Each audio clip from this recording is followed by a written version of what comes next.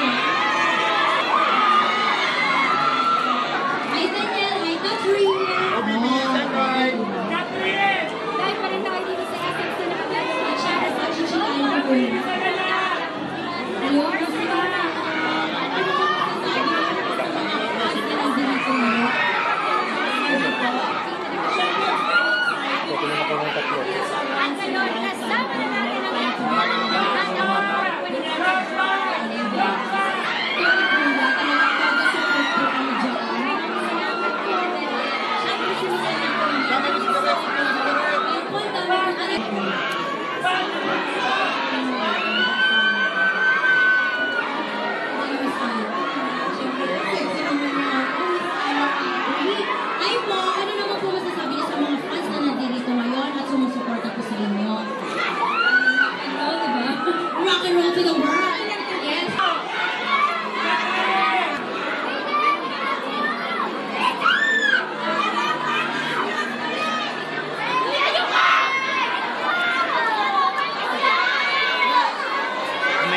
Hindi ka rin makakawid dun.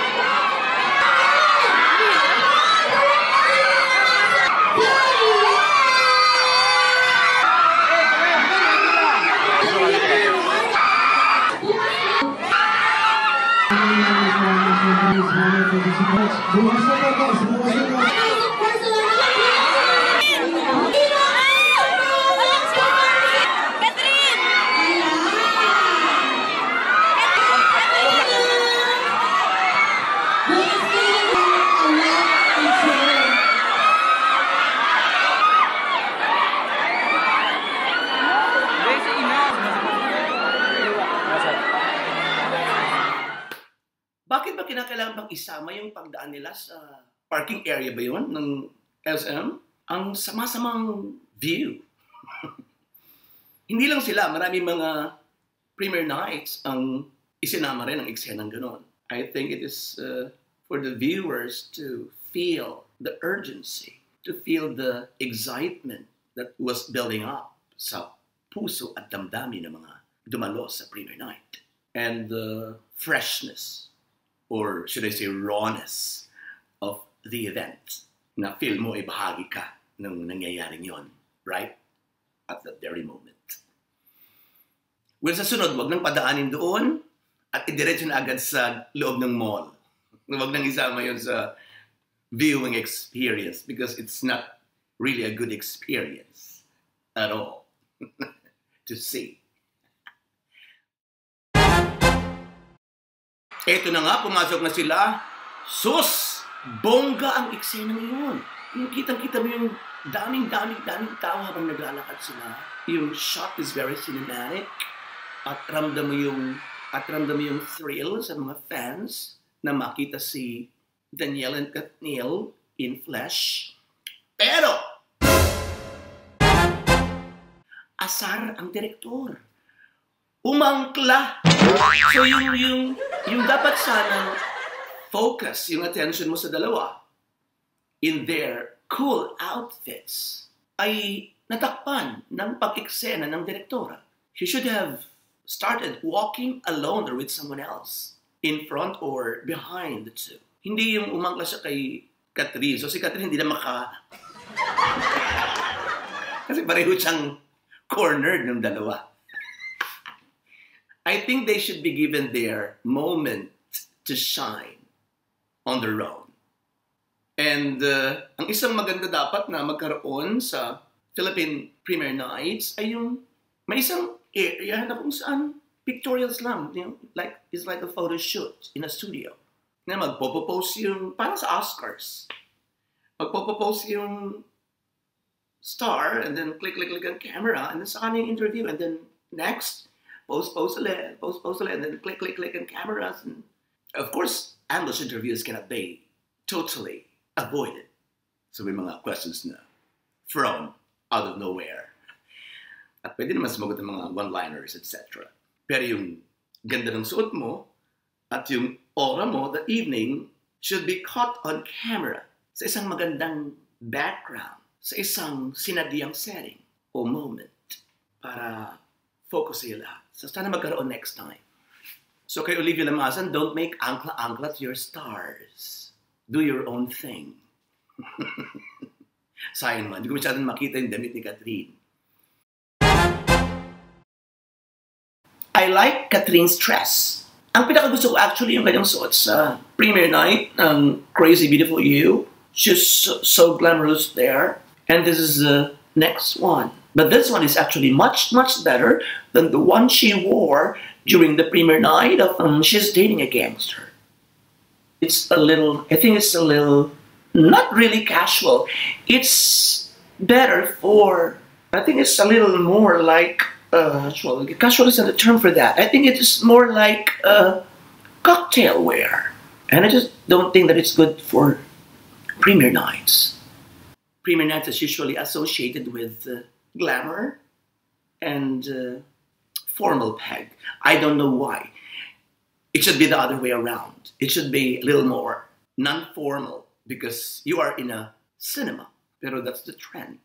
Danielle is good looking as always. He has this charm na hindi mo matatanggal sa kanya because it's innate. Ang ganda ng kanyang mata, ang ganda ng kanyang legs, sa shape ng kanyang suot. No? Skinny jeans fit him to a T. Bagay sa kanya. Maganda sa kanya. But I don't like the jacket. Oh kung like mo, hindi like mo. Hindi ko like, hindi ko like. No? That's individuality. Don't get me wrong. I like colorful suits. I like colorful attires because I'm into it.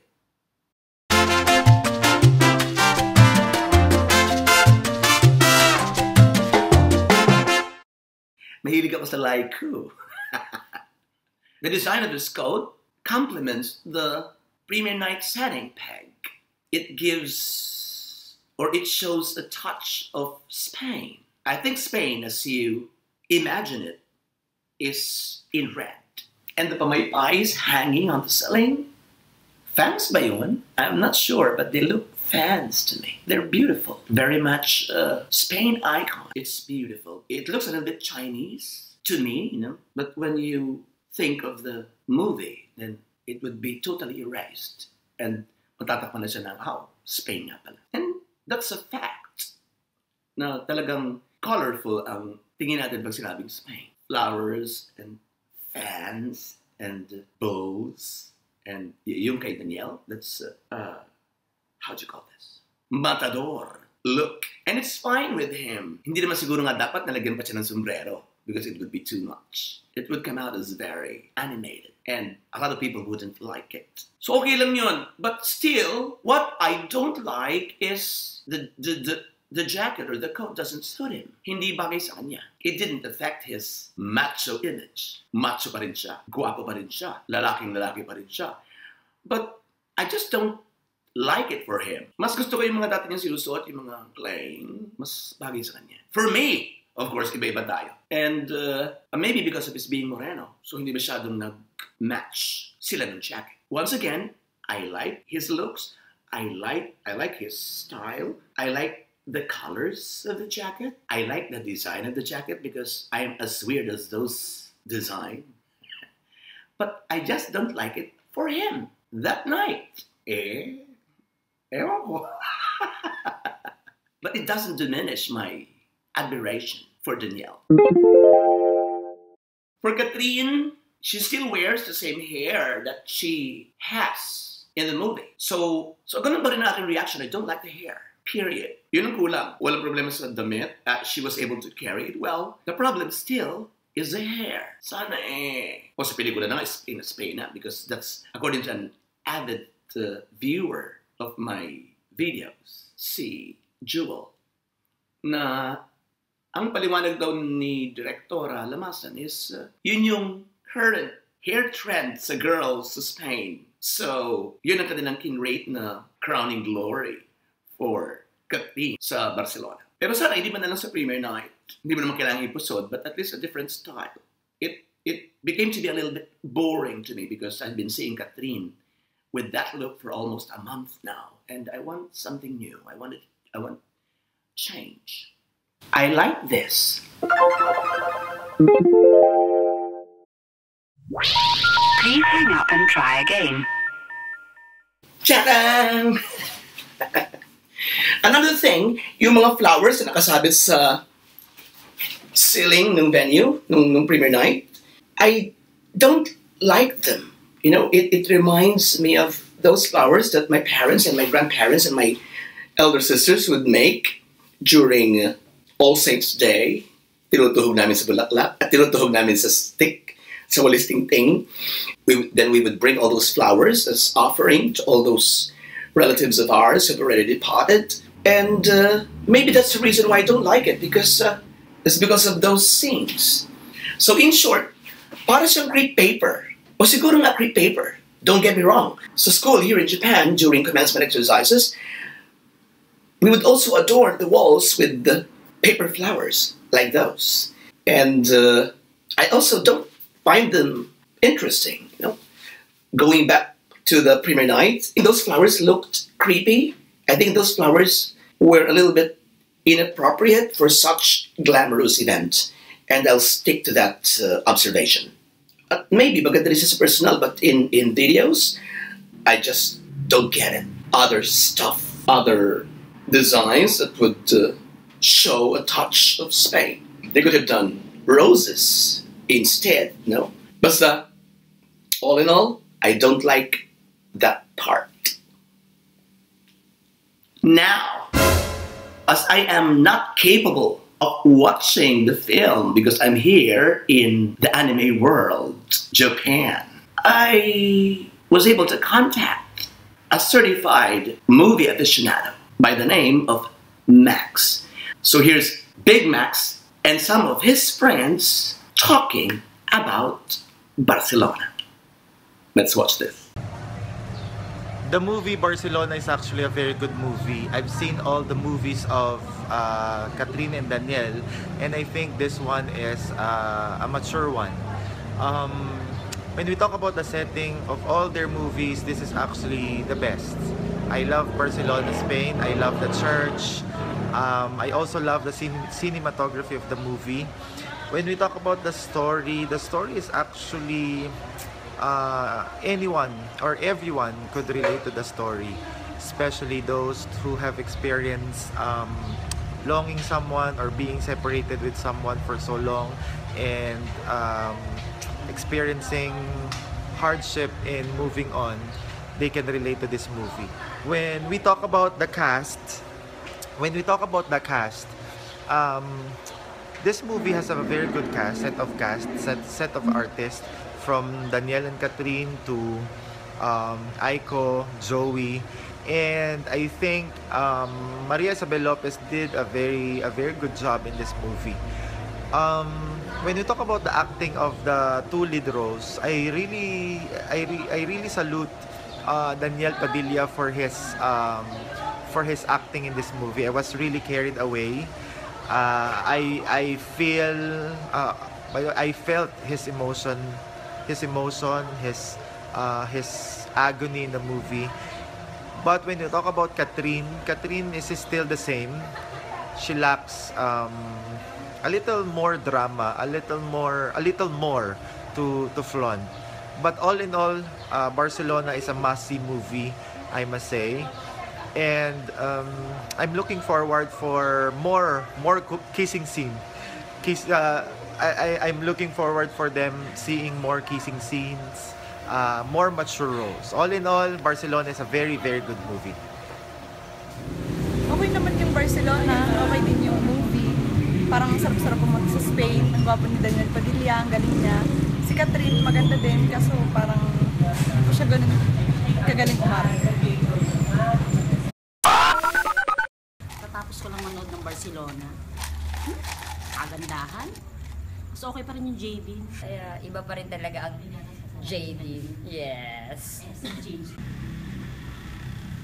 Daniel, versus James Reid. Abay, James Reid ako. Gusto ko naman. Barcelona na konta ka James Reid. Asa? O ito, epic reaction. I know you will like it. Ang ganda ng Barcelona! Ako na lang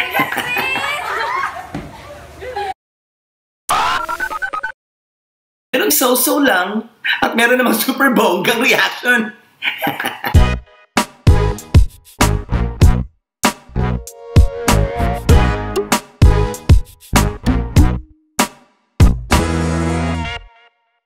Alright, so Max will be a regular feature in my video blogs as a correspondent soon. They look cute together, they match. Siguro, in the future, sila rin. And then mag-honeymoon sila sa Barcelona. And then, ulitin na yung kanilang mga dialogue sa pelikula. All in all, grandiosa ang premiere night. And it is still one of the biggest premiere nights I've ever seen. Alright, so there you have it. Once again, thank you very much for watching. This is your friend Robato saying, arigatou gozaimasu. Gracias.